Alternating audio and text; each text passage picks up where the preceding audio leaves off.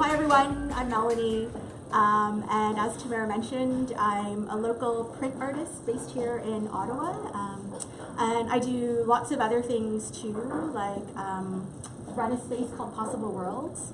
I run a creative collective with my partner Jason, who's a DJ and sound artist, and our collective is called Spins and Needles. Another part of my practice is also arts policy. So I work for Canada Council for the Arts, which is the national arts funder. So I try and blend all those things together, and my work is really around making art democratic and connecting it to the public. And so silk screening is one of the ways that I do that. And I really, really love silk screening because you can make multiples. Many people can share and own pieces as opposed to just one piece being owned by one person. I just love the sort of the versatility because you can use it for commercial or fine art practices. Oh. I'm just thinking, is the video on, Miss Bettencourt? It is. This is on? Yeah. Oh yeah, I think it's there. Yeah. But yeah, silk screening is great because you can apply it to so many purposes, like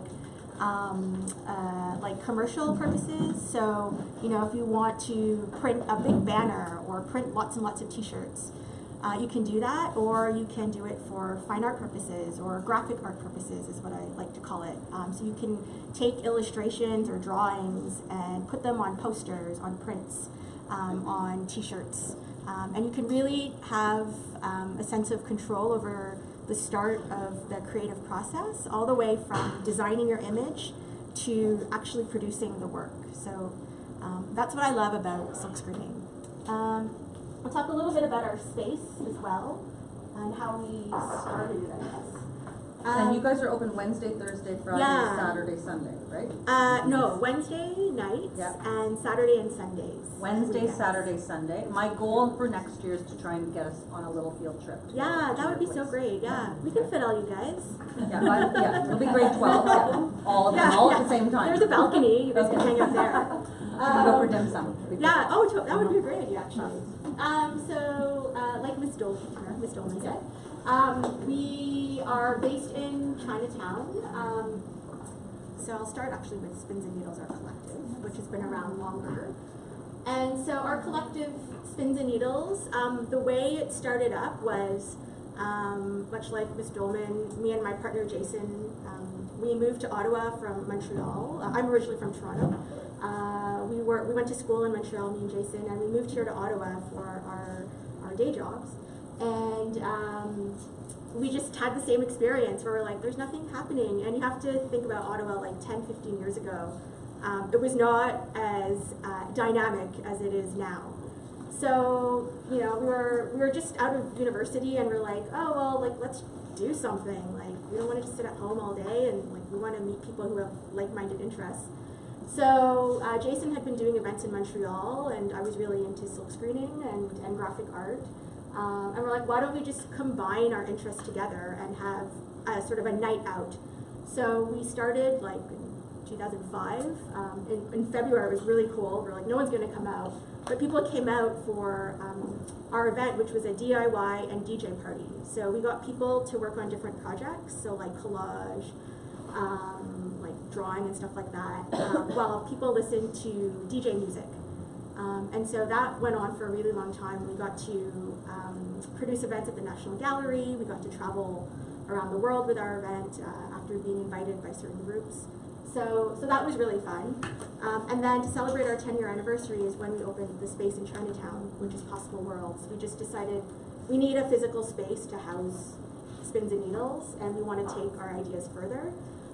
And so our space really focuses on graphic art.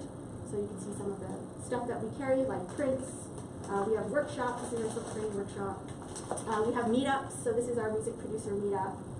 We sell vinyl. And yeah, we do workshops from like working on synths all the way to silk screening to like collage, stuff like that. So, and that's our space here in Chinatown. That's a performance that we have as well. So we have a really small space, 330 square feet, but we totally maximize it because we wanted to bring something new and different to Ottawa. We had no idea what we were doing when we started the space. We learned a lot. But it just goes to say, like, if you really want to start something, just jump in and like take a risk. And we were really lucky. Our landlord let us sign like bi-yearly leases, so she was really flexible with that. But yeah, just both with Spins and Needles and with Possible Worlds, we just jumped in not knowing what we were doing. We just really loved art so much that we wanted to make it happen. So, and yeah, you can check us out on the website as well, possibleworldshop.com. I've got some stickers up there if anyone wants some, or spinsandneedles.com. And you have rotating little exhibits that go up. Yeah, sorry, yeah, I forgot to mention that. Yeah, we have exhibits. You probably saw some, like, does They anyone sell here stuff. know Nestle? Do you guys know her? Yeah, so we hosted her first ever solo exhibition at our space. So the whole function of our space too is we want to celebrate diverse and underrepresented voices and forms in terms of graphic art and electronic music, because we feel they aren't really showcased here in Ottawa. So yeah, we have a risograph show. I don't know, some of you guys might know what that is. But if you're really into silk screening, check out risograph printing. And it's something we specialize in in the space. Yeah, Alicia Nada, she's a emerging silk screener from Toronto as well. But yeah, I like talking about my initiatives, but I also have my own personal practice as well. And I have a show coming up, a group show coming up at Carleton. Yeah, so I'll send you guys the invite. And it's a print show, so it features international and local artists as well. So this is, if you want to check out my website, it's melanieyugo.com. So when we talk about living a life with passion, this is a living example of somebody that's creating a life of passion, and I call it a creative life. It's making the decision that art matters enough or creativity matters enough to you that you are going to create your life around that desire to be creative and innovative and finding a way to fuse your passion in your lifestyle. Yeah. So I'm currently on that. I mean, I've done choices that have engaged me and kept me connected to art too, because I too could not live without it. But there's a little more that I could be doing. So you're quite an inspiration to me, which is great. It's hard to keep up your practice when you've got the job and family, and it's very hard to find that time. Yeah, yeah. You really have to carve the time. You also have a daytime job. Right. And I have a day job. Yeah. But this is what gives you sustenance and energy and keeps you engaged and excited about living, so you don't get stale and old and crusty like you see somebody become. Right? I would say I don't want this all to be about like, because we're going to talk about silk screening, but but it's definitely by having a stable source of income, I'm able to take more risks with what I do. So you know, if I was relying solely on Possible Worlds for my income, I would not eat. But it's important enough for me to bring to the Ottawa and international arts community for graphic art and electronic music that I'm willing to do it. So, and I have a lot more gray hair than 10 years ago. So but it's totally worth it. So yeah, if anyone has questions, you can email me or whatever, ask your teachers to connect with me or come by our space. It's really open, super inclusive, like just drop by and I'm happy to chat about how we sort of, our path and all that. Okay, so we'll talk about silk screening, and Ms. Dolman sort of gave an overview in terms of the materials. And I'll do that again for those of you who missed. Okay, awesome. And sort of the things you can print as well, so like the t-shirts, you can print on, so that's posters, that's a series I did using photo emulsion, paper stencil. This is paper stencil, photo emulsion, and I think that's it. Oh, and drawn fluid, which is the other one that she mentioned. But today we're going to focus on photo emulsion method. So photo emulsion method really allows you to take detailed images and then transfer them onto your screens. And I'm going to mention that this is like a really fast crash course on silk screening. And you guys are going to go more in depth with printing, from what I understand, later on. So, so I'll just take you very quickly through how to make your images, how to coat your screens and transfer your images onto your blank screen. We'll talk about how to expose your screen to light so that your image turns up on it. And then we'll go through a really quick printing demo. So I'm gonna work with small screens, but you guys are gonna work like 3 times the size of this. So I just like using these because they're really cute, and you can print. Actually, I was on a residency in January, February, and I brought these screens with me in my backpack, and so I was able to print on the road.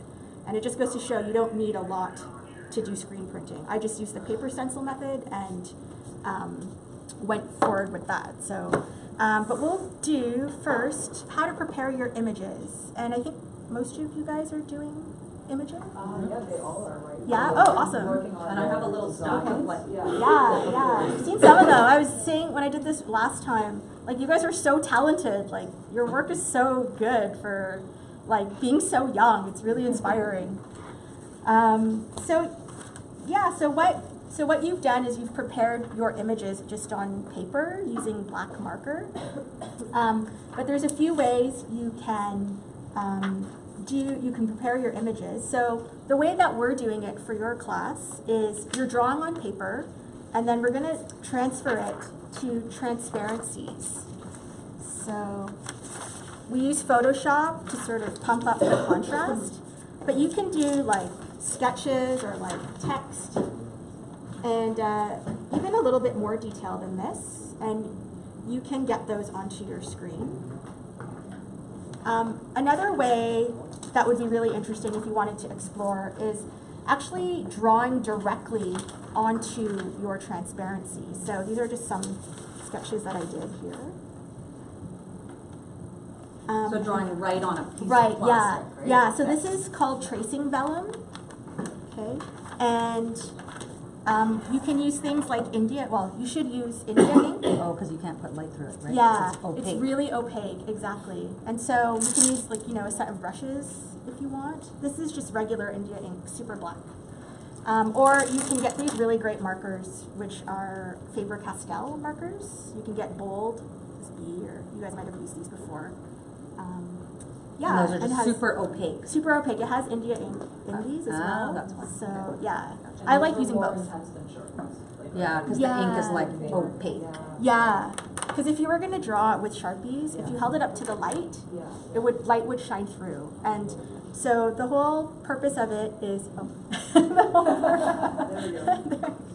the whole purpose of silk screening and getting your image prepared is you want your image to be as opaque and black as possible. So we are currently in the process of getting your images ready so that they are black and opaque as possible on the transparency. Yeah. Okay, so should I take questions or should I just go? Does anybody have questions? Okay, we're good? All right. Yeah, kind of straightforward. Okay, so next is we are going to talk about coating our screen and then exposing it to light. So do you want to put it in this pillowcase? The screen? It needs to be covered. What does? Oh, I did a demo screen, so we can do it here. So this is the part that's hard. So you put the emulsion onto the screen, and Yes. you can do that in light, Yes. but not too much light. But not too, like this is actually pretty good. Okay. And the reason, so a lot of people ask like, oh, do I need to have like a complete dark room to do silk screening? And with the type of emulsion that we use, you don't need to be in complete darkness. That's because this is sort of a hobbyist type of emulsion. And so what happens is that it's not as sensitive to light, but what that means is that it takes longer to expose with our light source. If we were going to use a commercial grade photo emulsion, we'd have to be in complete darkness because it's very sensitive to light. But on the other hand, when you expose it, it takes like less the amount of time. It takes half the time. Yeah, and I bought the wrong one, so I have bins, like buckets of commercial emulsion okay. that we can't really use because I don't have a darker. Oh, well, we can talk about that after. I can just get it. Okay. You can just have it. Okay. You're like, I want to get rid of it. Yeah. Bucket. Okay. So, actually. So just like in photography, how you would change your ISO to make your film more sensitive or less sensitive to light, This liquid is a chemical that can be more sensitive or less sensitive to light, depending on your needs. Does that make sense? So if you were to do this at home, you would want to make sure that you use this brand so that you can coat it in this type of light. Okay? Does that make sense, guys? Yeah? Julia? Yeah, and like all the silk screens that I saw, they were all like fabric, for example, all the ones I saw were green. Is there like a chance that we can make like one that's different than green? Oh, the color there doesn't matter. That doesn't, that's not part of the picture, my dear. The green is the part that the ink will not go through. You'll see what happens. Yeah, I'll explain the stencil process. And that green stuff doesn't matter. It does come in different colors, like purple, pink. But the green, the color doesn't matter. It doesn't affect your ink color. Like, we're going to use these colors later. Yeah. Yeah. It's kind of a mysterious process, and it seems like really hard to grasp. But once you break down all the steps, it's really, like, you start to understand, wow, it really is just a stencil process. You're just cutting out pieces you don't want and keeping the pieces you want, and then sort of pushing ink through to create your image. But when I wash out the image on the screen after we've exposed, it'll all make sense. I think this one's not open actually. So when you go get your emulsion, you have to get these two bottles, and this is sensitizer and this is photo emulsion. When you open this one's not open yet, so I won't open it, but it's a really nice baby blue. When you open this, it's sort of like an iodine color. You fill this with some water, and then you dump this in here, and you like really, really, really mix it vigorously, and it turns into that green color. And there's a whole photochemical process. I don't really know too much about it. That's happening, like it's a cyano something, but it turns into this green color, which means it's sensitive to light. So to create our stencil, the first step is we're going to coat the back of our screens. What I use is something called a scoop coater. I didn't bring it with me today, but you can use like things like this, which is just a mini squeegee. I use this for like kids workshops, like with the Ottawa Art Gallery. Or you can use even these spatula or putty knives to apply. I wouldn't use this one, just a cleaner one, but just a straight edge. I guess even a credit card could work. Oh, a credit, yeah, totally, yeah, credit card. So credit card you're not allowed to use. Yeah, maybe an old one, maybe an expired one. So notice she poured it onto the screen. Yeah, it's like molasses. It's like syrup. You don't want to put too much because it'll get all over the place. But you don't want to put too, not enough, because you won't coat the screen enough. And your goal is to get a really thin, consistent coat. So how you do this is you put your emulsion here at the bottom, and you're going to scrape it up, and you're going to hold your scraper at a 45-degree angle. So you're just going to scrape it like that. Get rid of any excess emulsion. Just dump it back. You can still use that. And you're going to scrape it up like this. So this is still too thick, so I'm going to go over it again. Okay, I'm going to do the back first, and then I'm going to flip it over to the other side. See, there's still, because there's holes in the mesh, which I'll go over next, the mesh, you can see that it's coming through. I don't know where I'm pointing this. I think it's there, right? Oh, you're getting me from everywhere. Oh my God, okay, whoa, okay.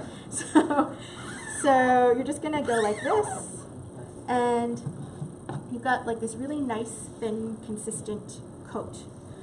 So I'll pause for a second just to talk about mesh. And mesh is that white part inside, the silk, quote unquote, yeah, like that. And it's actually not silk. It was back in the day. Like, I think silk screening first started in Asia. And actually even before that, they used human hairs, which is actually kind of weird. So, with mesh, it comes in different sizes. It comes in sizes anywhere from like 40, what we call a count, all the way up to 300. And you want to think of it kind of like pixel count. So the lower you go in pixel count, you get less definition, and then you also get better solid shapes. But if you go higher in pixel count, you get more definition, more detail, but you're not able to achieve as many solid areas. So I don't know what mesh we got. Oh, I ordered a standard kind. you probably got 110 or 160. Okay. Yeah. There was one that was available. Yeah, 110 or 160 is the happy medium because you can do t-shirts or posters. So that's the way to go with that. Can I get this to you? So we're. Oh, yeah. And then this is Same the, thing? That's yeah, the one just put that one in the dark. That And then one's how do you dry those? Yeah, so you can put it in front of a fan. Okay. And it will accelerate the drying time. So if you put that in front of a fan, maybe like 5-10 minutes. Could you blow dry it? No. Okay. You can blow dry Too it. hot. Yeah, it's too hot. So emulsion doesn't like heat. When it interacts with heat, you're going to dry it at a rate that it doesn't like, and B, it might even start to flake off. So, for example, when you're washing this under water, it should not be at high heat. So you don't wash it with hot water? No. Got it, okay. Dry. Wait, ever? Like, did you ever wash your t-shirts with hot water? No, your Oh, t-shirts t-shirts. can be washed with hot water. Yes, your t-shirts But can. not the screens. Okay. No, I don't think this one's dry yet, but we'll try it anyway. We'll try it. Yeah, we'll If try it doesn't anyway. turn out perfect, it's fine, you're just Yeah. showing us how, Yeah. and then we'll know. Okay. So what I was checking was to see how dry the screen was, and I just prepped this, I don't know, like 10 minutes ago with no fan. So as we were talking, it's not dry yet.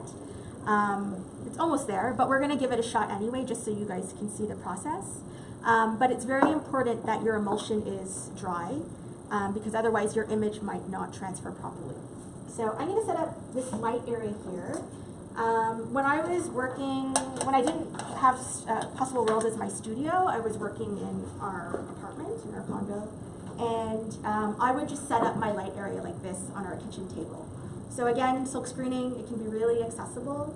You don't need a lot of sophisticated equipment to start. You can just sort of do it like this and get still really awesome results. So I'm going to set this up, and then while it's exposing, I'll explain what's going on. So, just quiet. What's great about watching this is you might see somebody doing a demo, but it's not very practical. It's like, oh, you have this piece of equipment and this amazing table. This is like, you guys could do this in your room. You know what I mean? Yeah. You could set up a t-shirt business, you could print t-shirts, you could sell your t-shirts, and you could make them all right in your own room. I have friends in university doing this in their dorm room, so Exactly. it's totally. It's a very doable process. Miss C and I haven't mastered the process, which is why we invited Melanie back. You so But well. it'll be great next year if some of you want to take that on, because then we can get better and better at it. And Miss C and I won't be as afraid to expose the screens by ourselves. Okay, so this is the screen. I'm gonna pass this around. Yeah, just a little screen that I created. And that's the image that Yeah. you used, right? Yeah. Oh, I need that image. Oh, no. You need Yeah, that. I'm gonna use that Okay. as an example. So that's what we're making. This is what we're going to be making. Right? So you see that the emulsion's on. There was an image that was put on top that was exposed, and then we can wash away where it wasn't exposed. Okay, so this is clear. Ink will go through it, and where it's green, ink will not go through it. You can pass that around. Okay.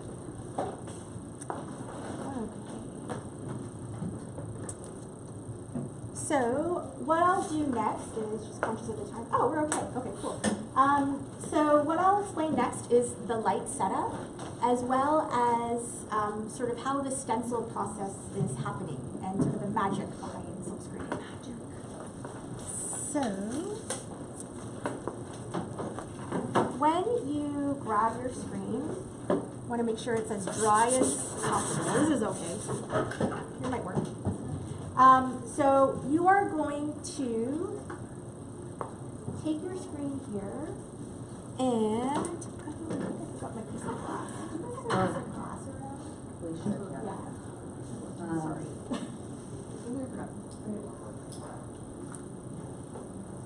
So when you are placing your image on your screen, especially if you have words, you want to make sure that you flip it so that it's the inverse. Because otherwise, if you didn't, you'd be printing your words backwards. So that's one thing to keep in mind. I'll get one. Oh, do you? Yeah. If you don't, it's totally fine. Like, you can still go for it. So technically you're putting the piece of glass on top of the Yeah. plastic to keep it pushed down onto the screen. Exactly. So, the reason why I'm looking for a piece of glass is because if we don't have something weighing the image down, what will happen is that light will bounce up and down in between your transparency and your mesh. And that will achieve the detail that you get from your image. So what could happen is that if it doesn't push down, light bounces up and down and it gets really, really blurry. And for example, if you're dealing with words, it matters a lot because you wouldn't get the clear definition of the words. Okay, thank you. Awesome. I just took a frame, because we're not dealing with a major size, so you could go to the dollar store, don't have glass, buy a cheap frame for $2 and have a piece of glass. Okay, cool. So I'm gonna put my timer on for 12 minutes, and I'll explain why it's 12 in a second. So those of you who don't get your silk screens done for tomorrow are gonna end up having to do this yourselves at school, okay? And it's a really bright light. What do you guys think? What was the wattage on the bulb? I don't know. It's a photo bulb. It's a photo flood. Yeah. Okay. So I'll talk Photo about flood. photo flood. So So I'll that's a talk- special light, guys, okay? It's a special light. So I'll talk about sort of the three things that are going on here in terms of this light setup. So what I have at our space is like a real exposure unit. And so I'm able to fit screens that are larger than this onto this exposure unit, and it's an LED unit. So it also cuts down the amount of time I need to expose it for. With this light setup, you need, this is a clamp, a long clamp, and this light source is actually just a shop lamp. So you can get this like at Home Hardware or wherever, Home Depot, and it's a metal shade. And inside is what we were just saying is a photo flood bulb. So what that is, I don't know, you guys might know about it, but basically it's like a really like high heat, high intensity light bulb, and it's enough heat coming through that it's able to create your image on your screen. So I'm gonna stop for a second for just to explain how this stencil process is happening. So what's happening here is that the areas where we've drawn on the transparency, okay, when we put it down on the screen, it's blocking the light from hitting the emulsion, okay? The areas that are clear, that means the light's getting through and it's able to hit the emulsion. So another way we put it is that the areas where it's clear, the emulsion is getting baked in or hardened in the holes of the mesh. The areas that are blocked by our black ink, those areas are not getting baked in. They what we call soft. So when we wash our screen under the water, the areas that are soft will come out, and that's the area where the ink can get pushed through. So I think most of you guys saw the screen. So the areas that were covered by the ink washed away, and then the areas that were clear, they got hardened and they remained in place. Yeah, thank you. Yeah. What's the point of the glass though? The glass pushes the image, the transparency flat, so that it makes direct contact with your mesh, and so that no light is bouncing up and down. Otherwise, you'll get a fuzzy image. Yeah. So for your text, Sebastian, where you're gonna write around the woman, if you didn't have the glass down, you might have like fuzzy lettering. Okay. Okay? Wouldn't be a crisp line. Exactly. And I would probably get a piece of glass that's smaller, just so that it pushes down more directly onto the mesh. Because right now it's floating just a little bit because I have some tape around the mesh. So yeah, just so that's what I would do. So back to the light setup. So we have our light. We have sort of this black piece of cloth, and the reason we have this is for a couple of reasons, very similar to this idea of trying to capture detail. When we put the piece of black cloth underneath, it absorbs light, so light isn't bouncing up and down below your image. And also, if you had patterns on your table, for example, if you didn't put the piece of black cloth, your mesh might, or your emulsion might capture those patterns on your screen. So trying to block out any interference by having this black cloth. It can be blue or like dark green or whatever, but I use black just to make sure. And then the last thing is with this particular setup is your timing. So we want to, with this particular emulsion, we've had to test, you know, the maximum or the optimum amount of time for the image to turn out really well. And with this particular emulsion, Speedball, it's 12 minutes. If you use something like the commercial emulsion that I was talking about earlier, if you're using an exposure unit, it's like 30 seconds. And that's just important because if it's your business and you're trying to make money, time is money. So you want to make sure that you're cranking out as many screens as possible. So, but if you're more like sort of just trying stuff out, then this setup is totally fine. I think I'll stop there and maybe ask for any questions. Questions? Nothing? Oh, yeah. Like, is there anything that you would recommend avoiding in your design? Like, anything in specific that you're like, that doesn't work at all? Yeah, so like when you're first, has anyone here, I forgot to ask, has anyone ever silk screened before here? Yeah, one person? two people. Yeah, so when you're preparing your design, especially as a beginner, you want to make sure that you're not discouraged because silk screening is such a sort of, it's kind of a big process to undertake. And so you want to make sure your image is simple when you first start off. So I always recommend with people who take our beginner workshop is you want thick, bold lines. So something like this is very good to experiment with, like that. You want to avoid thin detail because the mesh count that you're working with currently might not capture that thin detail. And it's sort of a technique you have to master, printing thin details. Yeah, just work with bold areas. That's what I would recommend because you will get better results, and your results will turn out. The chances of it turning out are higher than if you work with thin lines. Yeah. Any other questions? Okay. So let's get to the printing part. Actually, I'm gonna talk about cleaning a little bit, and then we'll get to the printing part. So it's very important. It's an often overlooked part of silk screening is organizing and cleaning. And I would say silk screening is like 3/4 organizing and planning because you want to plan for your image. You want to set up your space so that everything's ready. So for example, if you're going to print like a whole bunch of t-shirts, you want to make sure you have all your t-shirts prepped and ready to go.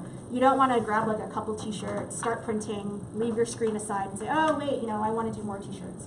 You want to make sure everything's ready so you can be very efficient with your time. And for me, especially in our space, we don't have a lot of space. And I do other activities, so I always want to make sure that when I'm printing, it's like really planned out. At the same time, though, silk screening is great because there's a lot of serendipity involved. So when you are, let's say you're drawing your image and stuff, and you might have it all planned out. That's kind of my process. I like to like play around with digital images and then collage and then do some drawing afterwards. But then when I start printing, another actual like whole planning process happens. I won't even say planning. You just sort of start experimenting with stuff, and you're like, oh, that color actually is better than what I had originally planned, or like I want to use those lines instead. So in terms of the process and setting up your space and time, make sure that you set that up. But at the same moment, make sure you allow for a little bit of experimentation and playing with your image. So it's that happy balance, balance between planning and serendipity. And then the second thing was cleaning. If you don't clean your screens well, what will happen is that the ink will dry in and you won't be able to use the screen again or to clean away your stencil. So it's very important that you clean. If you have limited space, you can use newsprint or actually use like these doggy pads, which are awesome actually. And I just get a spray bottle and a sponge, and then I just wipe it down. If you have very large screens, you'll want to get like a sink or something like that. So just something to accommodate the size of your screen. Okay, Oh, we're doing okay for time. So I'm gonna go to printing now. So, so this is our screen. I've prepped it a little bit, and what you do first before you start printing is you want to tape off. See how there are some areas that are not covered by emulsion? So you want to make sure those areas are covered, otherwise ink will go in those places, and if you don't want it to go in those places, then you need to cover that area off. The other thing is, if you look up to the light, sometimes there's dots, like from dust or something, that get in there, so you can also cover those with tape. So this is a pretty good screen. I don't see any dots, any dust dots. So I'm just going to tape the remaining corners. You could use filler as well, right? If you have extra You time. can use filler, yeah. So some of yeah. your screens that are having little dots that keep showing up, you can let us know and we can fill it in with a filler, okay? So basically, I'm just taping around the perimeter of the screen, half on the edge of the frame here. And this, I forgot to mention that this frame is made of wood, but you guys probably already saw. This is just a smaller version of those frames. And I'm going to go all around the perimeter. And you guys will be doing this on your screens. You'll be Yeah. doing the tape, okay?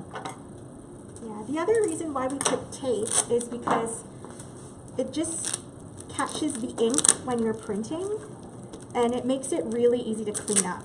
So you'll notice on your large screens, like that one over there, ink can get underneath the wood.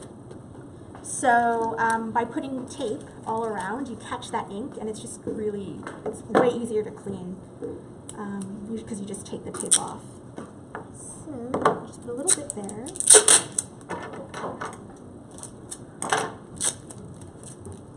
Okay. So that's that. And so I'm going to print on paper, I think. I'm going to print just...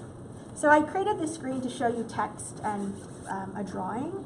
But what my idea for this idea and actions was I made a series of little notebooks around Christmas time last year. And I printed sort of...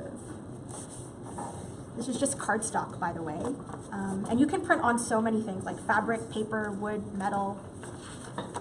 And so I created notebooks about half this size, and I printed, and I also bookbind, so I made a whole bunch of little books, and then I printed ideas and actions on the front of the page, and then I sold them for like $5. So something super simple, but like you can change the colors up, etc., etc. If I don't want to print this guy, because you guys are going to double up on your screens, what you guys are going to do is you're going to tape off one of the images, or the image that you're not going to print first. Oh, okay. Let me turn this off. Yeah, that was very bad. Think of it as a blue one. And we'll go clean it.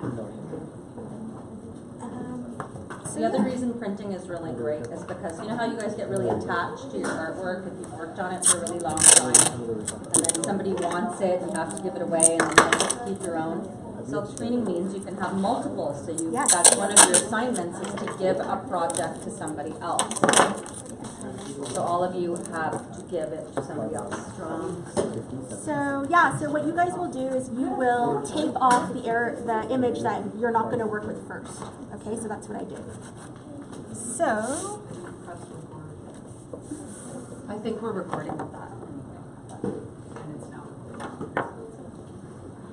okay, so I put down my substrate, which is paper or fabric or wood or whatever.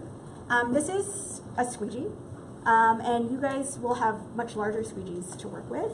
But you want to try and pick a squeegee that is either about an inch or so larger at the very least. And you want to make sure that it has sort of a good bend. For paper, you want the rubber to be a little bit harder. For fabric, you want it to be a little bit softer. If it's softer, it pushes ink through more. If it's harder, it pushes ink through more crisply. But you can buy squeegees that, again, are a happy medium and allow you to do both. And so for I have a set of squeegees that allow me to do both. This one's specifically for paper though. So let's go with a nice pink, just so that you guys can see it. This is, again, Speedball ink. It's fabric ink, but I can use it for paper as well. So you guys are using Speedball, I guess? Mm-hmm. Yeah, so with fabric ink, you can use it for paper and fabric, but for, I didn't bring any acrylic ink. But if you have acrylic ink, you can only use it for paper. So just make sure when you pick up your bottle that it says, oh, okay, I can use it for this purpose. Because otherwise, if you use acrylic on fabric, it will wash out in the wash. So when I add my ink, I'm just using, you can use a putty knife, I'm just using like a regular like butter knife or whatever. And you're gonna put it about 1/2 inch away from your image, okay? You don't wanna put it on your image because it will saturate the ink. Or sorry, it will saturate the image and you'll get blobs underneath. I suggest before you start, you kind of practice a little bit, like, okay, that works, I like that motion, and basically it's holding your squeegee at a diagonal, specifically a 45-degree diagonal, okay?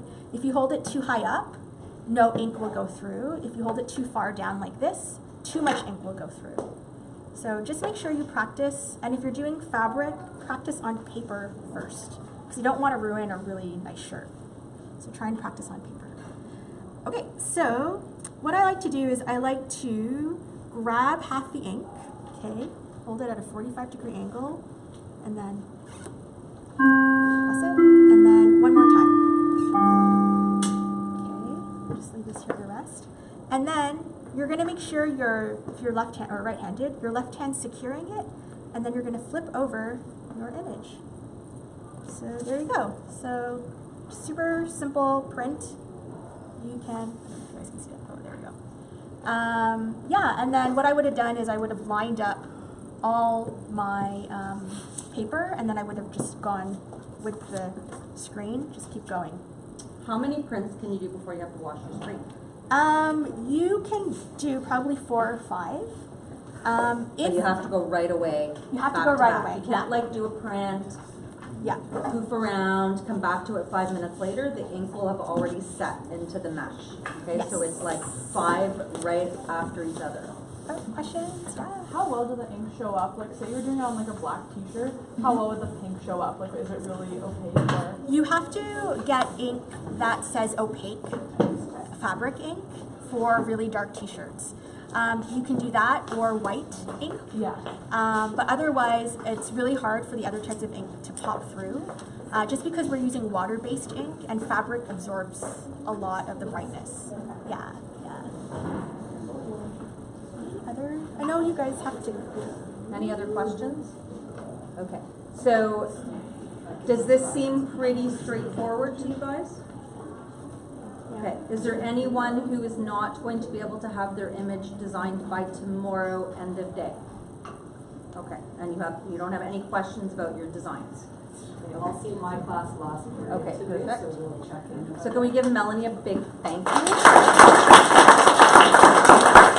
And you guys can remind me to organize a trip for us to go to see Possible Worlds next year during an art class. Yeah, okay? totally. You guys are always A welcome. Wednesday or a Saturday/Sunday. Yeah. Wednesday night, we could do like an evening Yeah, go for with a dim dinner. sum. Yeah, evening dinner. And there's So- stickers here if anyone Yeah, wants so to take grab a them. sticker. It's a great little store to visit because there's like buttons, t-shirts, booklets, vinyl, little artworks that are quite affordable because printmaking is democratic in the sense that it's not expensive. Yes. Yes. So you guys can all start collecting art.